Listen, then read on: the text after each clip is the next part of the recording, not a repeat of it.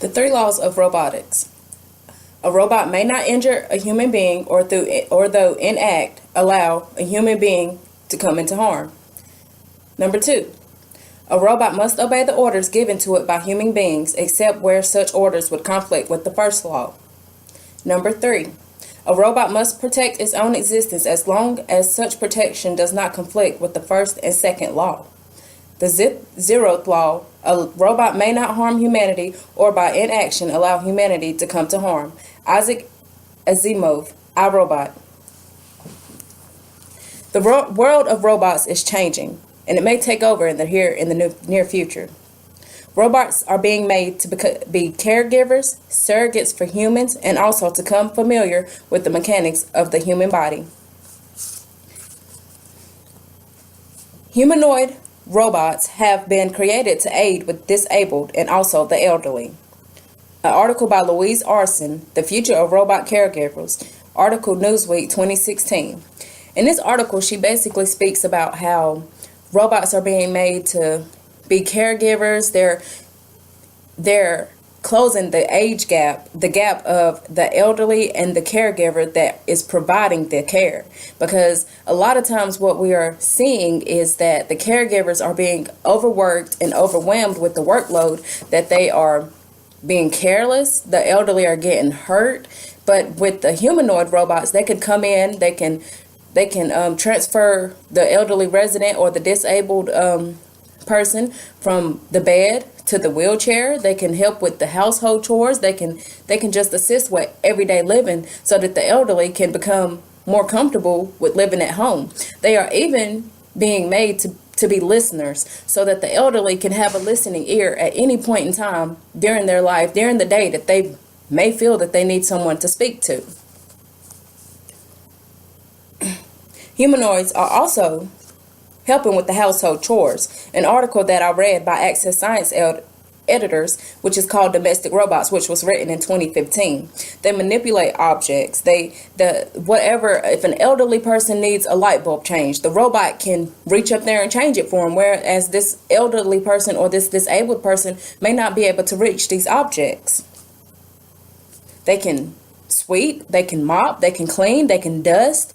Whatever household chore that there is that needs to be done, these robots can pretty much do it all.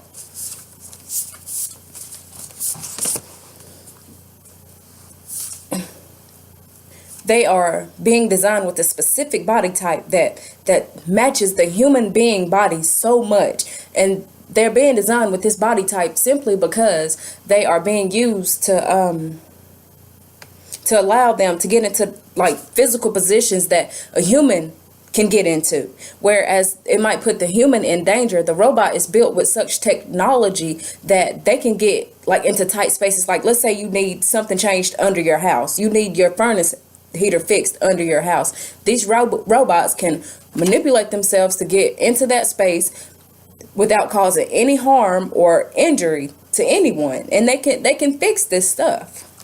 This was an article that I read by M.A. Drifter, S.L. Menling, and A.M. Sanford and et al. Robotics and Automation, ICR, International Conference in 2011. They are also trying to probe these robots to be able to go out into space. That's amazing to me. The robots are still being designed, like as part of being designed with the human body type. They are also being designed to be able to work alongside humans in assembly lines and in nuclear plants, because these nuclear plants are dangerous to us human beings. So they are creating robots so that they can go in and they can work and they won't be harmed at all. An article that I read by Shigeki Sugano, Humanoid Robots, Department of Modern Medical Engineering, Waseda University, Tokyo, Japan, 2016. He says, with research of the autonomy of robots, humanoids could replace assembly line workers. They're being trained to replace these workers. My question is, like, one of my thoughts is, if they're being made to replace assembly line workers, where would we be at in the future as far as our work? Are we going to be able to find any type of employment? Like, If they're being made to replace human workers in these plants and stuff, how could we find any type of work? And alongside with that, they are being made to be caregivers and surrogates for humans. So where would the humans come into place as far as the robots? An article that I read by Joel Renstorm, it states that when robots are programmed, they are programmed to be biased. Researchers believe that in order for them to know right from wrong, they will need to be trained and taught just as we humans have been. In her article, Can Robots Make a Moral Decision? Should They? An article in Newsweek in 2016. One of the questions that she raised was, how could a robot within a split second decide whether a human's life matter? Is it important enough for that human's life to matter? Taking you back to my introduction, whenever I spoke about the 3 laws of robotics, I got that from the movie I, Robots. In that movie, Will Smith, in the beginning, he was in a car accident with a parent and a child, and the robot came in and he saved Will Smith, but he let that child die. And Will Smith, he hated the robots for that, because he was thinking, why would you let a child die? But how the robot was programmed, he was programmed to see that Will Smith, an adult male, had more probability of a chance to live than this child did. So my question to that would be, how could we trust a robot to be able to determine whether or not your life is more important than my life? And then, in an article by David F. Seifer, Christine Skinner, Maya J.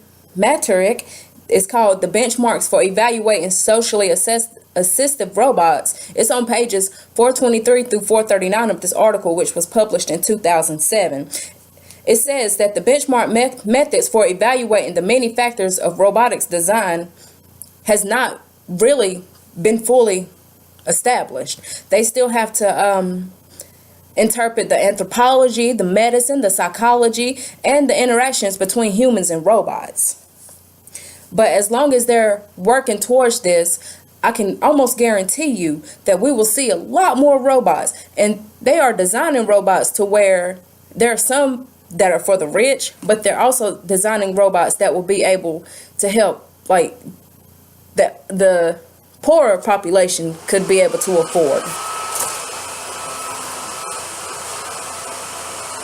Although the robots are still in the developing stages, I do believe that one day that they will be just numerous, just everywhere, just as in the movie I, Robots, where you see they're like, for every human being there was a robot. I do believe that this will come to pass one day.